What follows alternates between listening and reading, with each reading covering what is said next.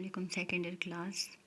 I am your uh, I am your Urdu teacher Miss Fatma from Real Scholars College, वाकैंट। आज हम आप बीती के बारे में पढ़ेंगे। आप बीती इंग्लिश में ऑटोबायोग्राफी को कहा जाता है और आप बीती का मतलब है कि ज़ाती अहवाल, मुशाहिदात और तजर्बात को तहरीर की शक्ल में पेश कर देने का नाम आप बीती है। यानी जब हम किसी भी जगह पर जाते हैं, उधर माहौल में हम जो कुछ भी अपने सामने होता हुआ देखते हैं, तो जो तजर्बात हमें हासिल होते हैं वहाँ से अगर हम उसे एक पेज पर लिख देते हैं कि वहाँ पर क्या क्या हुआ या क्या क्या वाक़यात पेश आए या हमारे साथ क्या कुछ बीता, तो हम उसको आप बीती का नाम देंगे। तो ऐसे में एक इंसान तो सब कुछ लिख सकता है, जो कुछ भी वो अपनी ज़ुबान से भी बयान कर सकता है और अगर लिखना चाहे तो सफ़े करतास पर भी उतार सकता है। लेकिन अमूमन जो आप बीतियाँ होती हैं वो नबातात, हैवानात या जमादात से ताल्लुक़ रखती हैं, यानी मादी चीज़ों के बारे में आप बीती को लिखा जाता है। तो आप बीती जब भी लिखें, एक चीज़ का ख़ास ख्याल रखें कि आप बीती जिस चीज़ के बारे में भी लिखी जा रही है, आप उसके तमाम वाक़यात, उसके साथ बीते हुए तमाम लम्हात को ख़ुद पर महसूस करें और उसके मुताबिक आप उस आप बीती को लिखना शुरू करें, तभी आप एक अच्छी आप बीती लिख सकते हैं। उसके लिए ज़रूरी है कि आप वाहिद मुतकल्लम इस्तेमाल करें। मीन्स कि आप जब लिख रहे हों तो आप ख़ुद पर यानी मैं का सीगा इस्तेमाल करेंगे और उसके मुताबिक आप तमाम जुमले लिखेंगे।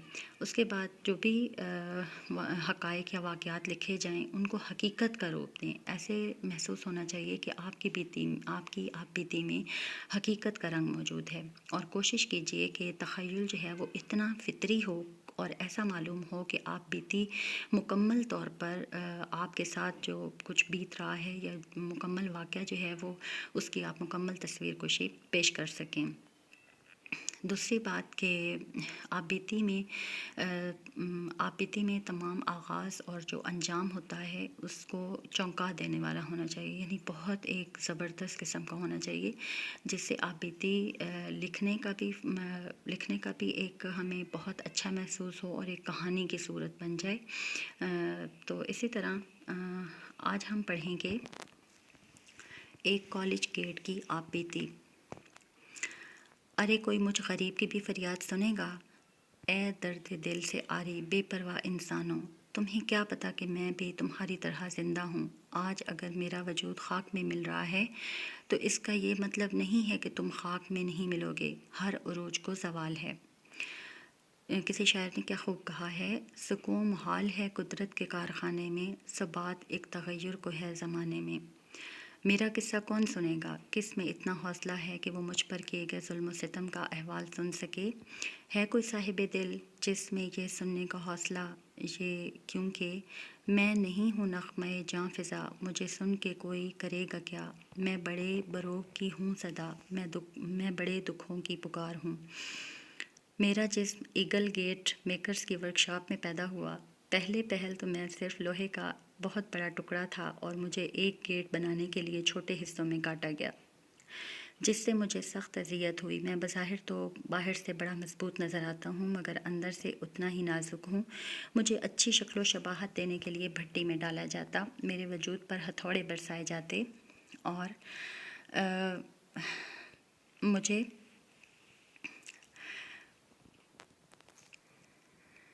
पर हथौड़े मारे जाते और मेरा वजूद इन सब अज़ियतों से नील से भर गया था। मेरा अंग अंग दर्द से कराहने लगा था, लेकिन मुझे ये एहसास भी था कि किसी के काम आने के लिए तकालीफ तो बर्दाश्त करना पड़ती हैं। रखते हैं जो औरों के लिए प्यार का जज्बा, वो लोग कभी टूट के बिखरा नहीं करते। कई दिनों की मशक़ सितम के बाद में एक बड़ा आलीशान गेट बन गया और मेरे वजूद पर रंगो रोगन की बौछार की गई, जिससे मुझे सांस लेने में सख्त तकलीफ़ हुई। एक दिन एक शख्स आया और मुझे मुँह मांगे दामों ख़रीद कर ले गया और ये शख्स गवर्नमेंट पोस्ट ग्रेजुएट कॉलेज की इंतज़ामिया से ताल्लुक़ रखता था। मुझे दरअसल कॉलेज का मेन गेट बनाया जा रहा था और मैं बहुत खुश हुआ। मुझे मेरा नसीब सोच से कई गुना बेहतर मिला। प्रिंसिपल साहब ने भी मेरी खूबसूरती की तारीफ़ की और कहा कि है देखने की चीज़, उसे बार बार देख। اب میں ایک کالج گیٹ بن چکا تھا اور میں خوشی سے پھولا نہیں سما پا رہا تھا۔ میں صبح سویرے اپنے دروازے کھول دیتا کہ تشنگان علم اپنی پیاس بجھا سکیں، یعنی جو علم کے پیاسے ہیں وہ اپنی پیاس بجھا سکیں، لیکن شام ہوتے ہی میرے دروازے بند کر دیے جاتے اور مجھ پر قفل لگا دیا جاتا۔ قفل تالے کو کہا جاتا ہے، یعنی مجھ پر تالا لگا دیا جاتا۔ یہ قفل میرے گلے کا طوق تھا، مگر مجھے یہ بھی منظور تھا کیونکہ میرا مقصد ہی دوسروں کی خدمت کرنا تھا۔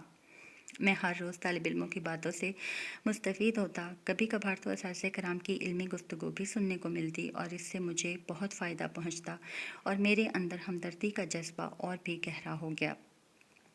لیکن یہ خوشی مجھے زیادہ دیر تک راس نہ آئی۔ 9 بجتے ہی مجھے بند کر دیا جاتا اور دیر سے آنے والے طالب علم مجھے خونخوار نظروں سے دیکھتے۔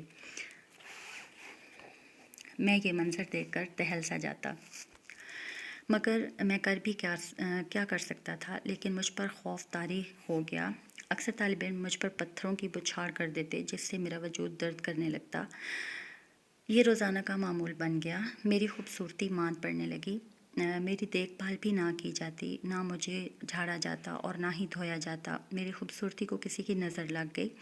آہستہ آہستہ میرا وجود جھکنے لگا تو مجھے ایک بانس کے سہارے کھڑا کر دیا گیا۔ یہ بانس میرے لیے انجیکشن ہوتا جو میرے وجود میں پیوست ہو جاتا۔ ایک رات سخت طوفانی بارش ہوئی جس سے کئی پیڑ زمین بوس ہوئے اور ایک بڑا پیڑ میرے اوپر بھی آ گرا۔ اس کے گرنے سے میں بھی گر گیا اور میرے حصے مجھ سے جدا ہو گئے۔ میں ساری رات روتا رہا، سسکیاں بھرتا رہا۔ صبح کالج انتظامیہ نے مجھے اٹھا کر کباڑیے کے ہاں بیچ دیا۔ شاعر نے کیا خوب کہا ہے، شامل نقشے کارواں ہیں ہم، اب فقط یاد رفتگاں ہیں ہم۔ اب میں کباڑیے کی دکان پر اپنی زندگی کے آخری ایام بڑی قسم پرسی میں گزار رہا ہوں۔ خوشگوار یادیں میرا پیچھا نہیں چھوڑتیں۔ میں ہر وقت فریاد کرتا ہوں کہ یاد ماضی عذاب ہے یا رب، چھین لے مجھ سے حافظہ میرا۔